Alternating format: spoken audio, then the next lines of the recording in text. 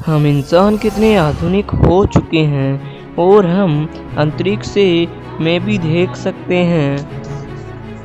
आज हमारे पास अपना विज्ञान है जो हमें अपने प्रश्नों का उत्तर देता है और हमने वैज्ञानिक डेटा के अनुसार अपने अस्तित्व का सटीक पता लगा चुके हैं।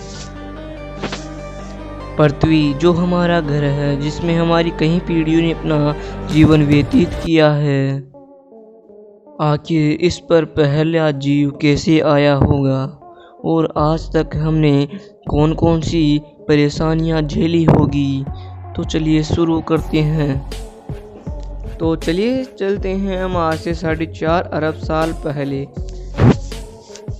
हमारी पृथ्वी एक ऐसी चट्टान थी जिस पर जीवों को नामो निशान नहीं था और वह चट्टान कहीं हजारों सेंटीग्रेड तक गर्म थी। तो आखिर इसमें जीव की उत्पत्ति कैसी हुई होगी?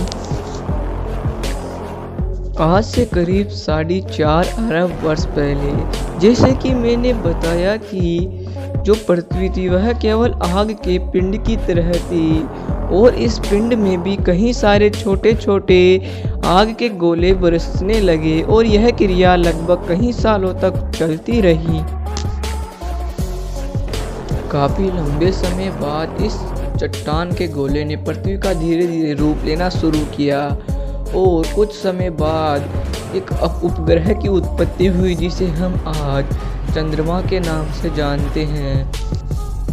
इस समय हमारी पृथ्वी का तापमान कहीं हजारों से डिग्री सेल्सियस था और काफ़ी लंबे समय बाद ही धीरे धीरे तापमान घटने लगा और पृथ्वी की एक भूतल बनने लगा, अर्थात कठोर सतह बनने लगी।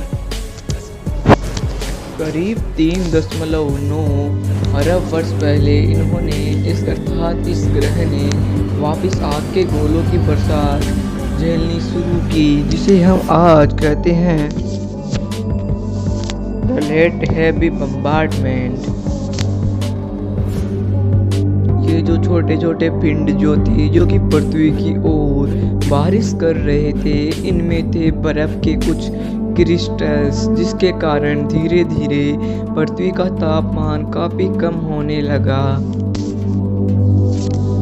और नाइट्रोजन गैस भी इनके ही कारण आई। लेकिन अभी भी ये जो ग्रह था वह बिल्कुल भी आज की तरह नहीं था। इसमें कहीं सारी जहरीली गैस जो थी और धरती भी चारों तरफ से समुद्र से घिरी हुई थी। आज से करीब 3.8 अरब साल पहले फिर वापस से उल्काओं की बारिश होने लगी, लेकिन अब की बार जो उल्काएं बारिश की तरह आई तो वह अपने साथ जल के अलावा भी कई सारे मिनरल्स लेके आई।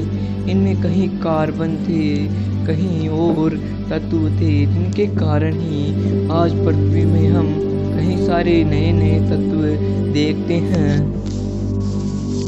जैसे कि उल्काओं ने पृथ्वी पर जल लाना शुरू कर दिया था और जो सूर्य का प्रकाश था वह भी जल के नीचे तक नहीं पहुंच पाता था और जो जल में जो तापमान था वह काफ़ी कम था, लेकिन उसमें कहीं ऐसी ऊर्जाएं थी जो उसका तापमान इतना कम तो नहीं होने देती थी जहाँ की जीव की उत्पत्ति ना हो सके। और किसी रहस्यमय घटना से एक जीव पनपा और जो पहले बनने वाले जीव थे वह प्रोकैरियोटिक कोशिकाओं से बने हुए थे, जो कि एक कोशिकीय जीव थे और जिन्हें आज हम जीवाणु कहते हैं। और जैसे कि जीवाणु अपनी जनसंख्या काफ़ी बढ़ा लेते हैं तो अब हम समुद्र में कई सारे सूक्ष्म जीव होने लगे थे और उनके कारण कई सारे जीवों ने क्रॉस करके बहुकोशिकीय जीव बनना शुरू हो गए। उनमें कई प्रकार के जीव बने, लेकिन अब कुछ ऐसे जीव बन चुके थे जो कि एक दूसरे के काफ़ी दुश्मन हो चुके थे, क्योंकि अब जो जनसंख्या काफ़ी बढ़ चुकी थी और बहुकोशिकीय जीव भी बन चुके थे, जिनके कारण समुद्र उनके लिए कम पड़ने लगा। और उसी समय बाद जो कुछ जीव थे वह समुद्र के किनारे जाकर रहने लगे, और इसी चीज़ से हुई थी उभयचर प्राणियों की उत्पत्ति। अब जो किनारे पर रहने वाले जीव थे वह अब ऐसी शक्ति पा चुके थे जिसके कारण अब वह सतह पर भी आ सकते थे, अर्थात जमीन पर भी जा सकते थे। इनमें कई तरीके के प्राणी आए, जैसे कि जलीय जीव अब पृथ्वी पर आने लगे थे, तो उनमें कहीं रेडिएशन होने के कारण वह अब बहुत ही विशाल आकार में बदलने लगे। और कुछ समय बाद आए डायनासोर्स। हाँ, और ये वही युग था जिसमें उत्पत्ति हुई डायनासोर्स की, जो कि दिखने में काफ़ी बड़े होते थे।